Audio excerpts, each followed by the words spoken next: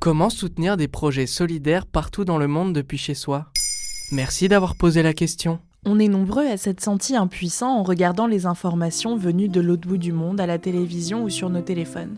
Les tremblements de terre et autres catastrophes naturelles, les guerres, le changement climatique. On aimerait faire quelque chose, mais on ne sait pas quoi. On a des contraintes de temps, de travail. On se dit que depuis notre canapé, on ne peut rien faire. Et pourtant si.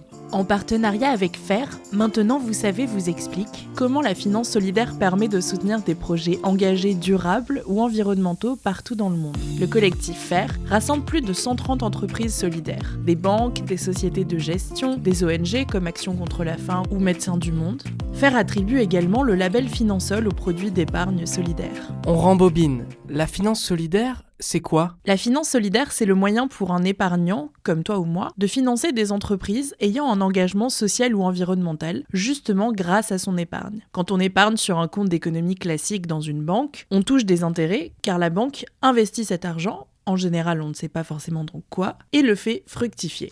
Avec la finance solidaire, c'est pareil, sauf que l'on connaît les projets soutenus. On peut épargner de plusieurs façons, en souscrivant à un plan d'épargne individuel, comme un livret A ou une assurance vie, en souscrivant à un fonds solidaire avec son entreprise, si elle vous propose un PEE, c'est-à-dire un plan d'épargne entreprise, ou en achetant des parts dans le capital d'une entreprise solidaire. Les projets bénéficiaires répondent à une ou plusieurs des 17 problématiques de développement durable définies par les Nations Unies. La pauvreté, la faim, la santé, le changement climatique, l'éducation, l'égalité, l'énergie propre.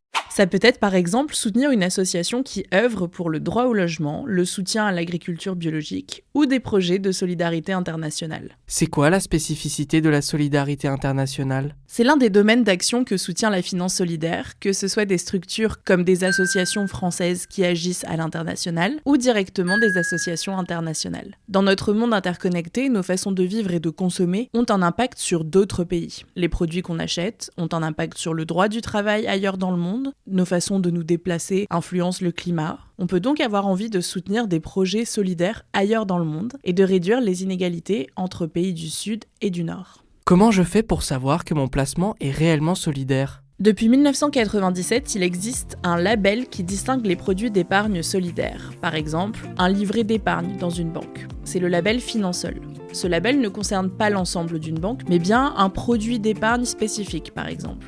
Il est attribué par un comité d'experts indépendants issus de la société civile. Désormais, FAIR a un site consacré exclusivement à la solidarité internationale.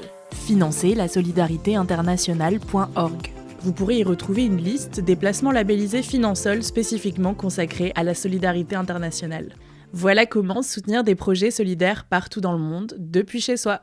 Maintenant, vous savez, un épisode écrit et réalisé par Antonella Francini. Ce podcast est disponible sur toutes les plateformes audio. Et si cet épisode vous a plu, n'hésitez pas à laisser des commentaires ou des étoiles sur vos applis de podcast préférés.